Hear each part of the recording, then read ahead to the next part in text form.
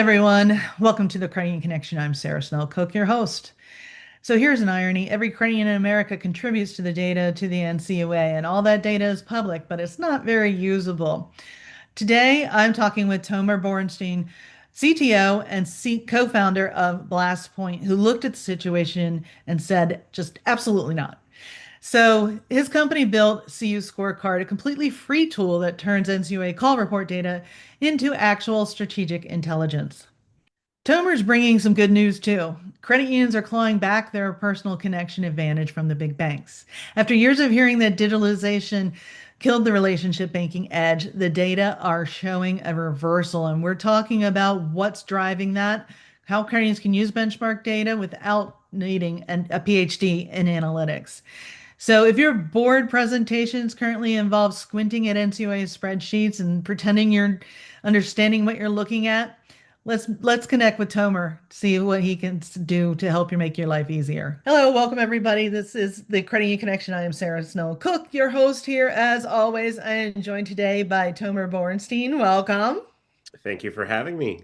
Yes, and it's great to have you. Now, Tomer is the co-founder and CTO of a company called BlastPoint.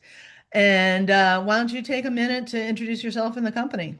Yeah, sure. We've been around for about 10 years. We've been in the credit union space for about 3, 4 years. Essentially, what we do is we do member intelligence for credit unions and other highly regulated service providers. And really, for credit unions, our whole deal is helping them connect with their members at scale by helping them use member data and machine learning to better understand and predict and ultimately drive members to provide those types of experiences that they really deserve and from their credit unions. And can you speak to the national trends? What are you seeing in the NCUA data? Well, it's interesting. I was at the L show last year at Jackson Hole with a bunch of other CEOs, and Carolyn from Filene came on and they gave this really interesting talk. And the thing that stood out to me was that the personal connection advantage that credit unions have always had before, it's starting to shift kind of back to banks. And it's interesting. I was at another event talking with some other credit union executives, and we were kind of trying to think, why is this happening? What's changing? And of course, obviously like digitization and, the big banks and all of that. But it's an interesting situation now where, a big bank, they have a really shiny outer layer. So when you engage with them, like at the very surface, it's a very pleasant experience. But, you can't get too far deeper than than that outer layer that's created for you. Um, with a credit union, and I didn't know this before I kind of became a part of this industry when we opened up the credit union vertical for BlastPoint. Um, the the fact that you can sit down with a chief lending officer, to help you sort through things in a credit union that you're a member of, and I know not every credit union, but that vibe, the fact that you can dig deeper into that like onion and have a way better experience than you would somewhere else. I think that's the opportunity, right? Of like, how do we take that experience that you have or that inner layer and get it all the way up so that the entire sphere, this is how my brain thinks in like these weird shape like metaphors, but that's what we're trying to do, right? Like, how do we use technology and data and um, our members' data to understand who they are in life and what are they going to need from us and how do they prefer that we engage with them so that we can do that at scale, both kind of like at the outer layer and deeper in. And the thing that and I'm happy to share the screen and we can scroll through some of the industry trends that came out of the NCUA data. But I think why we built this tool, which is separate from BlastPoint. So CU Scorecard is this tool that we launched really this month. And in February, we've already had hundreds of people sign up, which has been a little overwhelming. It didn't necessarily expect everyone to run with it like that. But essentially, what this tool allows you to do, and here, I think Go. I'm just going to share my screen. It'll be easier. So, this tool is something that allows credit unions to look themselves up. So if I go to the scorecards part of this CU scorecard system, and we can just choose like Navy Federal, for example, you can see any credit union's NCUA data in a way that is what I like to call board ready, rather than having to sift through mountains and mountains of NCUA call report data, which are well structured, but also incredibly confusing to a human as someone who has been knee deep in that data. Um, we essentially use all of these metrics together to surface, who is this credit union? How does it compare to its peers along all of these axes, whether it's members or member growth over the last year or the last quarter? How does it compare to the tier average, the state average, the national average? And we kind of make it really easy to call out, oh, you're at the top quartile or the bottom quartile.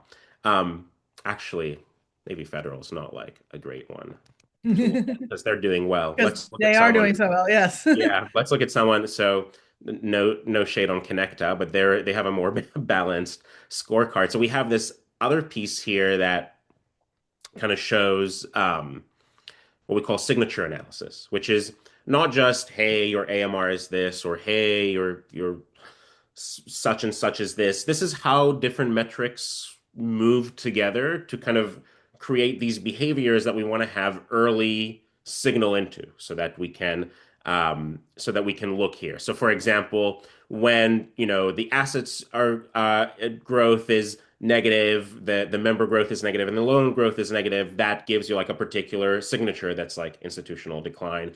And there are ways, it helps you say, okay, this is where we need to focus our efforts, and this is how we can, kind of get out of that. It also helps you understand out of, Connect is big. So it helps you understand for this particular membership headwinds signature, out of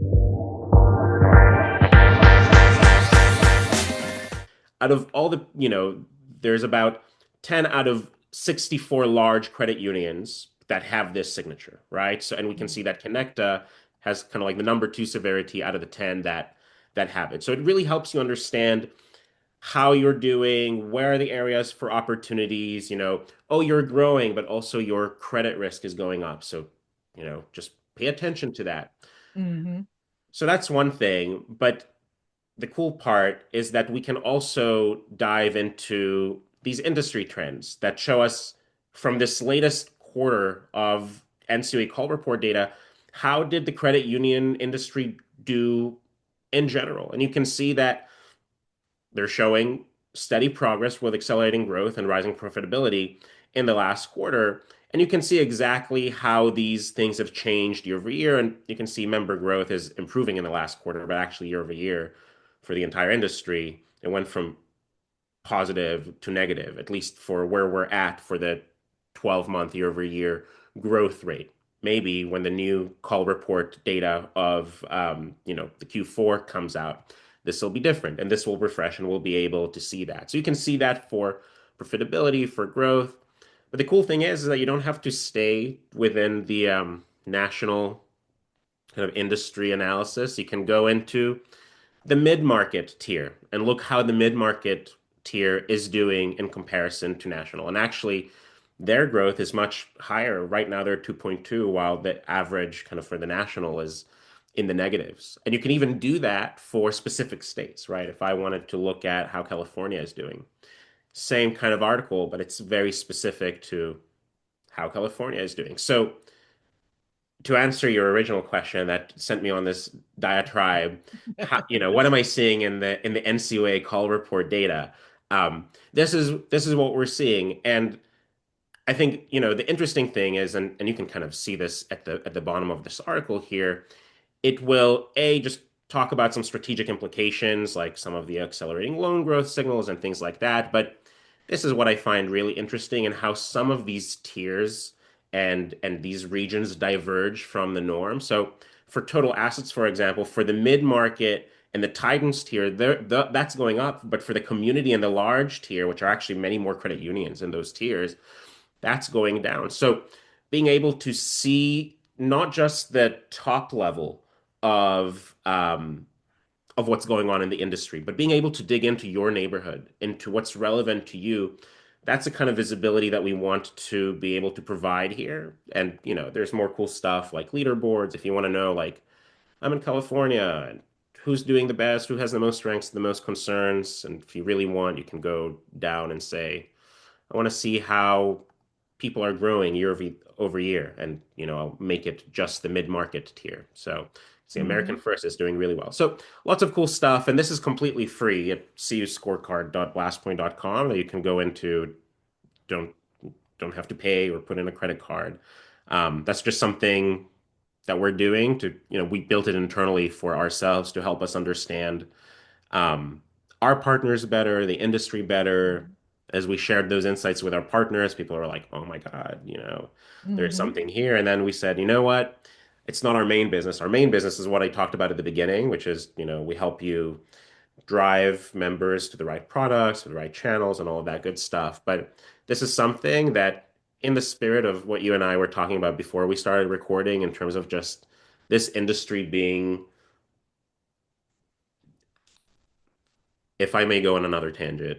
So Love tangents. I am a tangenter. Go ahead. So so we cut our teeth on utilities, right? We've been around for 10 years, and the first market that we kind of built software for was the utility space, the energy and utility space. And I think a lot of people who work at BlastPoint like that we use data for good. So we help utilities find customers who are going to struggle to pay their bills before they start struggling to pay their bills so that we can connect them with the right type of financial assistance and driving green technology and lots of things like that. So there is like a strain of like social good that kind of came with the original kind of problem that we solved for our customers. And as we entered the credit union space, I think everyone at BlastPoint just really vibed with the industry because the credit union mission is just is it's in the same kind of ballpark of social good. And so as we built this whole thing, I'm coming back to like one layer down. As we built this thing, and we got this response, and it is all just like publicly available data. And our mission as a company is to democratize this sort of data to allow our customers to find the humans in their data and serve them better. It just seemed like a no-brainer to just make it pretty and then make it free. Right. And so that's all I love the tangents because they did all circle back. They did. Um, so as far as talking, you mentioned 100 people had signed up. So credit unions currently, do you know their status of how and what they're using data for, and specifically like benchmarking, I think is particularly Yeah. important, but I'm don't know, you know, if it's all of them are already using it or, what's going on there. Yeah, so I'm going to separate the question into two. There's because there is data for like benchmarking and performance and stuff like that, which is what CU Scorecard is, and then there is um, kind of member data and modeling and that kind of stuff. And that's different because different data sets, and obviously, the more mature you are from a data perspective as an organization, you'll be able to do more of both of these. But the reason I'm saying that is because I think the answer to those questions, and I'm going to focus on the benchmarks, will be different, right? But specifically with benchmarking, I think this is something that the larger credit unions do for sure, right? Mhm. Like they this is publicly available data that all credit unions contribute to, all of them, not just the large ones, right? So being so the large ones can have a team of analysts that sifts through this data and produces these kinds of reports. There are also subscriptions and software subscriptions that help you engage with this data in a much deeper way than like CU Scorecard was designed for. So like Callahan, for example, they're a Mm. great business and they have some great software. CU Scorecard isn't meant to like replace that, but even with that, it's something where you have to have an analyst that goes through and pulls the right reports um and maybe this is just because of who we tend to work with, which tends to be the analysts as well, but also the CFOs, the chief lending officers, the CEOs, the CMOs. Um,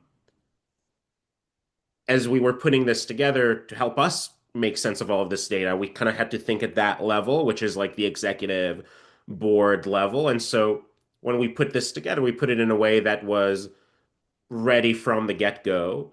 Um, kind of pushes insights at you rather than you having to sift through the data so that busy executives can quickly look, see how they're doing, get what they need, and go do what they have to do next. Um, but the other thing is that all of those things are not accessible to smaller credit unions. Mhm. Um, there's a whole trade show called Acquire or Be Acquired, right? Um, and so, in the spirit of the mission of the entire industry, um, it's just also something that's really nice to be able to do to democratize access to this data that they all contribute to, so that all of them can leverage that. Hmm. And how can they use this in the boardroom to have more effective conversations and more strategic conversations? I think there's a few things. A, there's the kind of there's like a layer, and it kind of goes in that maybe not in exactly the order that I showed you, but it kind of Mm. the way I would think about it is you start with a scorecard, you go to the leaderboards, and then you go to the industry kind of analysis. And um, when you're looking at this with your team, first being able to see exactly where you stand and whether you think, the things you thought that you had to work on are the things that show up in the data. My hope for this tool is that when people look at this, it's, and this is true for almost any kind of analysis deliverable anywhere Mhm. in any industry or any situation, you hope for a mix of data that validates what you already know because it means the data is good, um, and data that surprises you, insights that surprise you, because it means that it's like you're getting new information that helps you. And so the signature piece of the scorecards is really where we kind of surface, hey, those are the areas for opportunity. Um, I think without kind of hitting everyone in the face with it, the reason we built this internally for ourselves is to understand which of our partners could we help where, right? It was this exercise in understanding where's the most acute pain, how can we help, solve that for our partners. Um, and so that's how I see the scorecard. It kind of gives you this general map. Um, Mhm.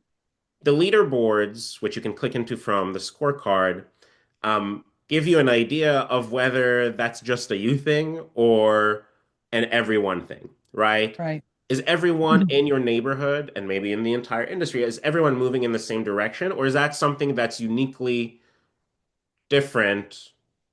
In which case, maybe it's bad, maybe it's good, because the signatures also show like really good behaviors, right? Like, oh, you're growing like crazy, and none of it is coming from indirect. Go you, right? Like, so we have a Right. signature for that. Um, so being able to understand the leaderboards and look into, the leaderboards are dynamic. I love just like it's more addictive than like Wikipedia hopping. If you've ever done that, it's like, oh, I wonder who's like top in this state, um, and so that gives you kind of like a more awareness about like your neighborhood, your tier, your state. Um, and then the industry analysis that we just went over gives you a really good look at a high level, what are the trends? And, when I do my board meetings, which I have one coming up in like 2 days, we always do kind of like, what are the headwinds? What are the tailwinds? And that's what I hope that tool will allow, kind of will contribute to that board discussion, if that makes sense. Yeah, yeah, absolutely. And I think, especially with, I guess for 10 years, we've probably been saying new entrants. The neobanks, the fintechs, they're still relatively new Right. competitors. And Cranes is, I mean, I think especially since COVID, have realized, yeah, we need to adapt digitally fast because that's when you can, as you referred to, like their member service scores came down below banks because they were ahead on the digital scale. Now I'm hearing the exact opposite, which is a good thing. Um, but so yeah, I'll always allow my guests as we wrap up to have the final thought. What would you like to leave our crediting audience with? Hmm.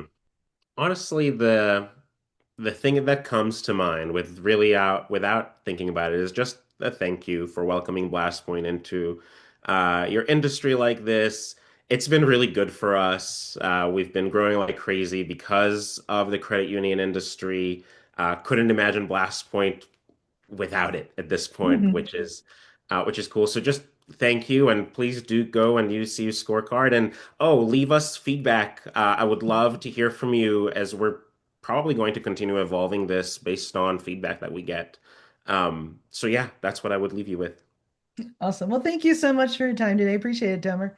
Thank you so much for having me on.